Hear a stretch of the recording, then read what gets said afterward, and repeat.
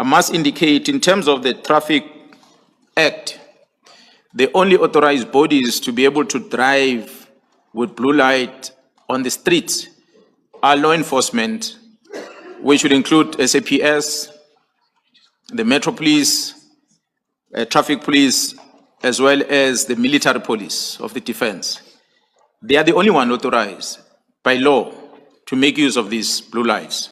Police arrested 8 suspects found with blue lights, illegal firearms, stolen police uniforms, ammunition and cloned vehicles during multi-agency crackdown in Bapsfontein. 8 men aged between 31 and 52 have been arrested in Bapsfontein after law enforcement officers recovered firearms, ammunition, blue lights and stolen police equipment. The arrests were made on Friday, July 10, 2026, during a joint operation involving the Ekurhuleni Metropolitan Police Department, EMPD, South African Police Service, SAPS, Tshwane Metropolitan Police Department, TMPD, and private security personnel. The operation began after officers received information from a security company to be on the lookout for suspicious vehicles. A blue VW Polo GDI carrying 4 men was stopped at the corner of the R50 and R25 at about 11:45. A search uncovered an unlicensed firearm, ammunition, blue lights and uniforms belonging to the EMPD, JMPD and SAPS. About 4 kilometers away on Pretoria Road, officers stopped a white Toyota Avanza carrying another 4 men. Police uniforms, a firearm, a mounted radio and a handheld radio were found inside the vehicle. Further investigations revealed that the Toyota Avanza had been cloned, while the blue VW Polo was also fitted with false registration plates. All 8 suspects were arrested and detained at Welbecan Police Station. Authorities confirmed that the rightful owner of the cloned Toyota Avanza was driving the original vehicle in the Western Cape.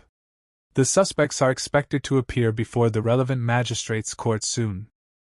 Please subscribe to the channel, like the video and share your thoughts in the comment section below.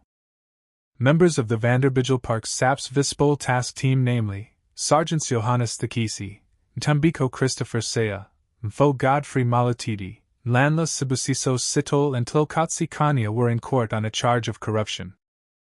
The Hawks Vol Serious Corruption Investigation, SCI, secured the summons, J175, for the accused named above following a decision by the Director of Public Prosecutions, DPP, to prosecute these accused persons, after a thorough and meticulous investigation conducted by the SCI unit. Preliminary reports suggest that on October 27, 2024, while attending a mosque, a complainant in this matter received several phone calls from his employees informing him that his business premises, Oreo Supermarket, were being raided by members of the South African Police Service, SAPS. Upon arrival at the premises, he found these 5 individuals known to him as police officials. These members requested keys to a storage facility, indicating that they were searching for illicit cigarettes. The complainant informed them that the keys were in the possession of his wife. The SAPS members then took the complainant with them in an attempt to locate the wife, but they were unsuccessful. They subsequently returned to the shop. It is further alleged that then these SAPS members demanded an amount of 100,000 rand from the complainant in order to avoid his arrest. The complainant then contacted his charge, who is also known to the SAPS members as a businessman, to intervene. The friend arrived at Oreo Supermarket and engaged with the SAPS members regarding the demanded amount. It is alleged that the members agreed to reduce the amount to 25,000 rand. It was further agreed that the payment would be made at Friend's Supermarket. On their way to the Friend's store, while these 5 SAPS members followed in a state vehicle. In transit, the complainant contacted the Vol Serious Corruption Investigation, SCI, unit and reported the matter. The complainant was advised to delay the payment to allow for the application of an entrapment operation. The complainant complied and managed to persuade the SAPS members that he required additional time to secure the funds.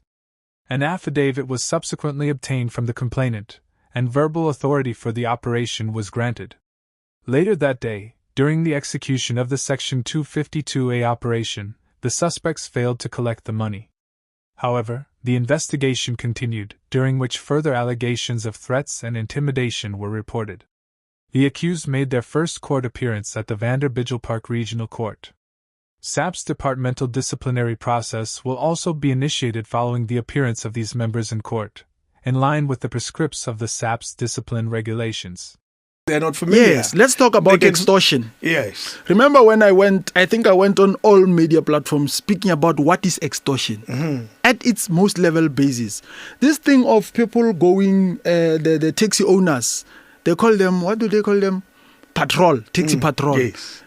Stopping people from hitchhiking, forcing them to use taxis. That's extortion. Taking you out of an Uber into a taxi. One day your wife is waiting for you at her workplace to say, no, and then take you, they force you to pay 3,000, they hit you and your wife, they say you are operating a taxi, you don't have a permit. That's extortion. And you're collecting your... A 43-year-old detective sergeant has been arrested by the Free State Police Anti-Corruption Unit on charges of corruption and extortion following a successful undercover entrapment operation. The arrest took place on Friday, July 10, 2026, behind Saselburg Police Station after investigators allegedly caught the officer accepting marked money from a complainant. Police said the case began on Sunday, July 5, 2026, when the detective visited the home of a 41-year-old complainant in Zamdila but did not find him.